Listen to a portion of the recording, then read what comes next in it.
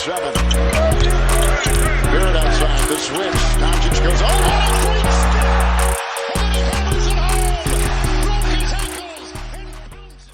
So the Philadelphia 76ers had their chance to capitalize at Wells Fargo Center, being up 3-1. They had a chance to take this series and move on to the second round and potentially play the Miami Heat. But that did not happen. They did not capitalize. They just had an absolute stinker. It looked like they were sleepwalking out there. It looked like they didn't even show up to the game. And the Philadelphia 76ers, at one point, they were up in this series 3-0. 3-0. Now it is 3-2. The Raptors made it interesting in Game 4, or it was like the Raptors, they got some fight in them. It looked like at the beginning of the series, the Raptors didn't even show up. They looked unorganized. They couldn't hit their shots. Now their shots are starting to fall. You see how great of a coach Nick Nurse is. And obviously, Game 5, they came out victorious. They just mopped the floor with the Philadelphia 76ers. And this is a scary thing. I would watch out for this if I'm a Philadelphia 76ers 76ers fan. The Raptors, they're not scared. They were down 3-0 at one point. Now that it's 3-2, the Raptors are like, we've come this far. We're winning this freaking series. We have the momentum. We're going to home. We're going back to Toronto where the crowd's going to be freaking rocking. The Raptors had no high expectations to even make the playoffs this year. Some people didn't even expect them to make the playoffs. The 76ers, there's a huge chance here that they could embarrass themselves even more. There was all these jokes they're not making it out of the second round. They have pressure to make it out of the first round now. They traded for James Harden to take some pressure off of Joel Embiid. To put another star alongside Joel Embiid, let's get him some help. And that hasn't really worked out. James Harden, we know he's a great distributor of the basketball, very good playmaker, but he's been extremely inefficient in the regular season, at least when joining the Philadelphia 76ers. He shot 40% from the field. Not that great from three-point land, like 33%. Obviously executed well from the free throw line. Got to the charity stripe. But so far in the playoffs, his season high, or his playoff high, this playoff so far, is 22 points. Most of the time, the pressure is on the team with the stars. And the Raptors, they have very solid players. They're a grinded-out basketball club. They're very well coached. I feel that's where the Raptors have a chance to take this series. They're more well coached. I feel they're more organized. But there's way more pressure on the Philadelphia 76ers. When you have Joel Embiid, who's an MVP candidate, when you have James Harden, while the Raptors, they're a smaller market team compared to Philly. A lot of people just expected the Sixers to win this series. Some people say the Raptors were a tough matchup for the Sixers due to the past history, the length, and all that. But you have a rookie starting of Scotty Barnes. You have a young basketball squad. You don't really have a superstar.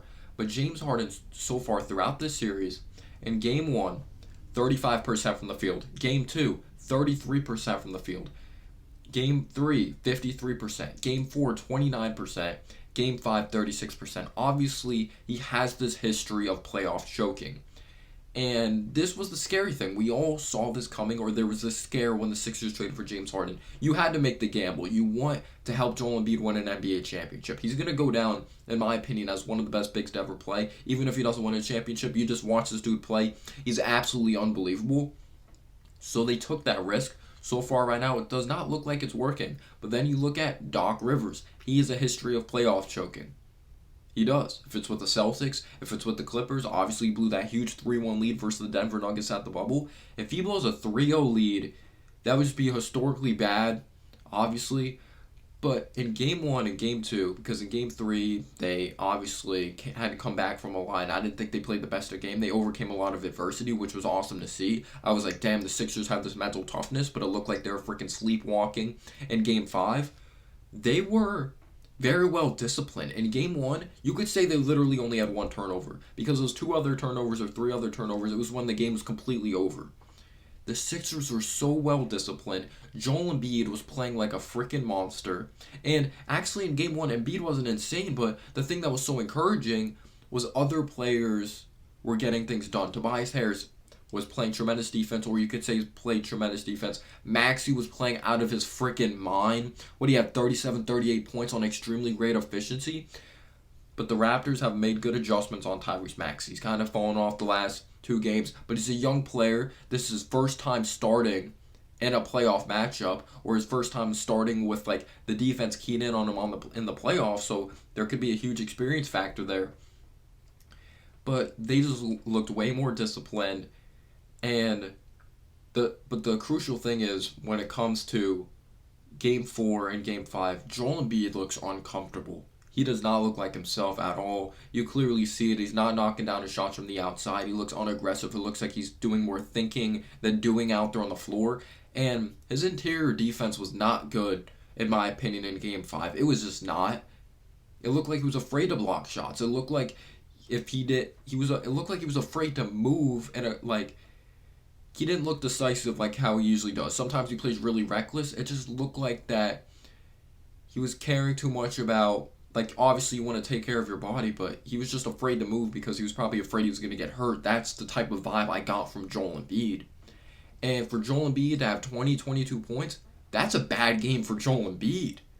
Like, for Joel Embiid, you usually see him put up 28, 30 points. There isn't that ultra aggressiveness to Joel Embiid's game. It just doesn't look like he's there mentally. He wasn't ready to catch the ball, or he dropped the ball out of bounds.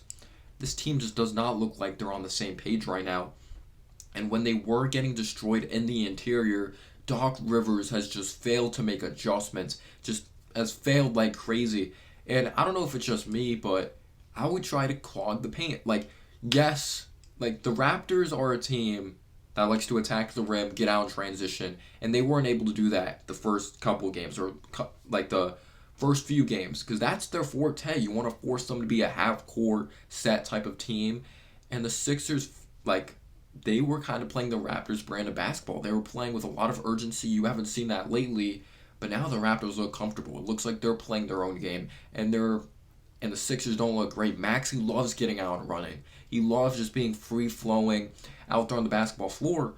But I would have liked to see Doc Rivers like throw Paul Reed in there with Joel Embiid. Joel Embiid could still stretch it to the outside. He hasn't been knocking down his shots lately, but I don't think it would have been the worst idea. They were just getting that, like, they were just getting murdered that much in the paint, and Paul Reed brings that athleticism. I do think Paul Reed's overrated. I think he is getting a little hyped up by Sixers fans because DeAndre Jordan's just that bad at this point of his career. But you need to bring some athleticism around the rim, and you have to bring that intensity. Paul Reed plays hard. He's an energy type of guy, especially when Joel Embiid's not fully healthy. I would rather live with the Raptors taking shots outside on the perimeter than allowing them to just get easy dribble penetration. It looks way, way too easy. I'm not discrediting the Raptors, but the Sixers just made no adjustments at all. You definitely need Maxey to step up. Tobias Harris, he's been okay offensively. His defense has been better than his offense, in my opinion. You have to set him up for these catch and shoot jumpers because he's more efficient that way. When he's shooting off the dribble a lot, I'm not a huge fan of it. I do like when he gets that corner baseline shot that it kind of reminds me of Bernard King a little bit when he shoots that jumper. It's so smooth when he shoots that contested fall away from the corner. But when he takes the deep twos, like performing off the dribble line, he's not getting to his spots. He looks extremely uncomfortable. So Joel Embiid just does not look the same. Tyrese Maxey hasn't been good like the last couple games. And if Harden's not stepping up, being efficient at least, and they haven't been getting as many foul calls lately, I don't know if they've changed the way they've officiated the game. Because I don't think it's being biased on one side. I thought it was kind of fair the last game, to be completely honest with you guys, but the Sixers look like a mess right now. And if I'm a member of the Toronto Raptors, I'm like, yeah, this is going to 7. I don't see us losing in Toronto. We came this far. No way we freaking lose in 6. But for the Sixers to trade for James Harden, you have championship aspirations, and you may potentially lose in the first round. That would just be flat out embarrassing, and Doc Rivers would have to go. And Matisse Thybulle, I'm sure some Sixers fans are happy he's not going to be playing in Toronto because the whole virus thing.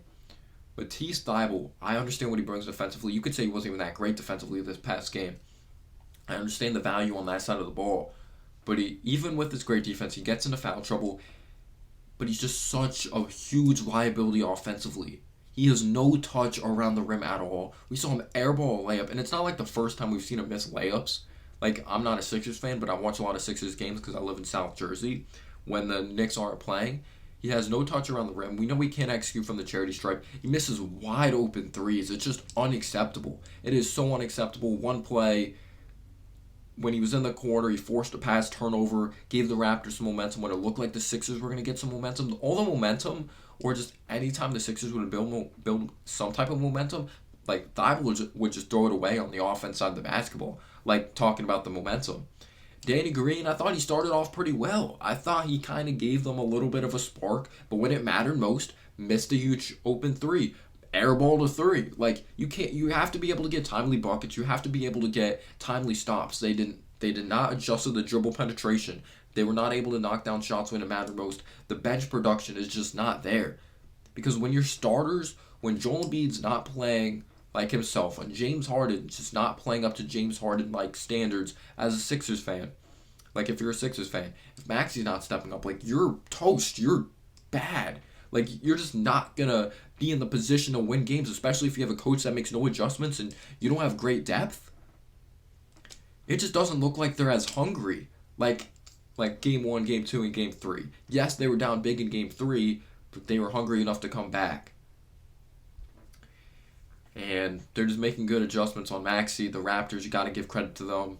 Scotty Barnes, he doesn't put up big-time numbers, but he's done a good job rebounding the ball, disrupting players with his length, distributing the basketball. He's not a guy that has sexy numbers or numbers that pop off at you at the page, but Siakam's been efficient as of late. No Fred VanVleet, and they came out victorious. That puts even more of a chip on their shoulder. There's kind of no pressure for the Raptors. That's the scary thing. Now they're going to Toronto. Potentially it's going to be a Game 7. But good luck to Sixers fans. Good luck to Raptors fans. Wow.